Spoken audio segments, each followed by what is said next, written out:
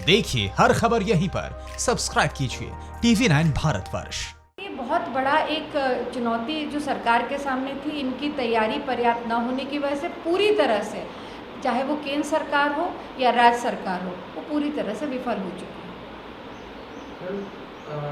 बाकी मनमोहन सिंह के टेन्योर पे जो पीएम केयर का पैसा आता था वो राजीव गांधी फाउंडेशन में जाता था। मैं ये पूछना चाहती हूँ नड्डा जी से कि उस वक़्त तो पीएम केयर फंड, क्योंकि वो तो ऑडिटेबल थी। आज जो कोविड केयर फंड प्रधानमंत्री जी ने विशेष बनाई है या राज्य में सीएम कोविड केयर फंड बना है, ये तो सीएजी के दायरे से भी बाहर है। कल को इसमें जिस तरह के भ्रष्टाचार होंगे, जो पैसा इसमें जनता का दिया जा रहा है, जो और अन्य सोर्सेज से पैसा आ रहे, तो पता भी नहीं चलेगा ये पैसा कहाँ गया। और जहाँ तक जेपी नड्डा जी के बयान का सवाल है, मेरी उनको खुली चुनौती है कि जो भी पैसा राजीव गांधी फाउंडेशन में गया है, एक एक पैसा जो गया भी होगा वो पूरी तरह से सार्थक उसका इस्तेमाल हुआ है। किसी भी तरह का कोई गलत इस्तेमाल किसी भी पैसे का राजीव गांधी फाउंडेशन में नहीं हुआ होगा। सोनिया जी ने प्रधानमंत्री तो वो कैसे शहीद हुए और प्रधानमंत्री लद्दाख से अपनी जमीन कब वापस लिए? देखिए, जब पूरी तरह से विदेश नीति पे असफल हो गई है भारतीय जनता पार्टी और प्रधानमंत्री मोदी जी, अभी आजकल हम वो तस्वीरें देख रहे हैं जहाँ पे चीन के राष्ट्रीय अध्यक्ष के साथ प्रधानमंत्री जी झूले पे झूल रहे हैं, चाय पिला रहे हैं, उनसे बातें कर रहे हैं। आज वही चीन भारत की धरती पर, भारत माँ की धरती पर अतिक्रमण कर चुका है। पहले तो प्रधानमंत्री जी ने अपने खुद के भाषण में ये कहा, जब उन्होंने देश को संबोधित किया, कि हम चीन का एक इंच भी कब्जा भारत की भूमि का नहीं है। आज वो ये कह रहे हैं, फिर कहते हैं कि वहाँ चीन की सेना वापस चली गई है।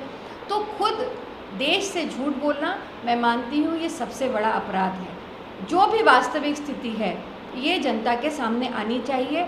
मैं फिर इस बात को दोहराना चाहती हूँ, जो 20 जवान शहीद हुए हैं उनके प्रति हम अपनी संवेदना व्यक्त करते हैं, श्रद्धांजलि व्यक्त करते हैं। और आज पूरी कांग्रेस पार्टी और इस देश का जन जन भारत की सेना के साथ खड़ा है।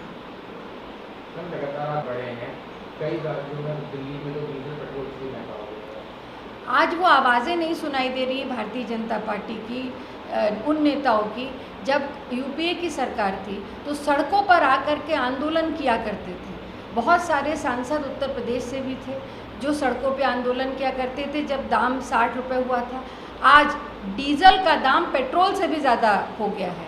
ये एक बहुत बड़ी भारत की सरकार की एक विफलता है। जब पूरी दुनिया में पेट्रोल और डीजल के दाम कम हो रहे हैं, क्रूड ऑयल का दाम कम हो गया डॉलर में, तो आज उत्तर प्रदेश में और पूरे हिंदुस्तान में क्यों ये दाम लगातार बढ़ते चले जा रहे हैं, जिसका सीधा असर देश के किसानों पे पड़ रहा है, बेरोजगारों पे पड़ रहा है, देश की जनता पे पड़ रहा है। तो पूरी तरह से असफल रही है भारतीय जनता पार्टी महंगाई को रोकने में। इंडिया में लगातार कोविड के केसेस बढ़ते जा रहे हैं, 5 लाख के ऊपर केसेस हो चुके हैं। पिछले 24 घंटे में सबसे ज़्यादा स्पाइक देखी गई है, 18,552 केसेस मिले हैं और 384 मौतें हुई हैं। देखिए, बहुत ये दुखद है जिस तरह की परिस्थिति देश में आज कोविड को लेकर के हो रही है। इसके लिए चिंता व्यक्त करी थी लगातार सोनिया गांधी जी ने, राहुल जी ने, प्रियंका जी ने, पर उस वक़्त भी भारतीय जनता पार्टी ने इस बात पर ध्यान नहीं दिया था। न्यूज़ टॉप 9 रोज सुबह 7 बजे और शाम 7 बजे सिर्फ TV9 भारतवर्ष पर।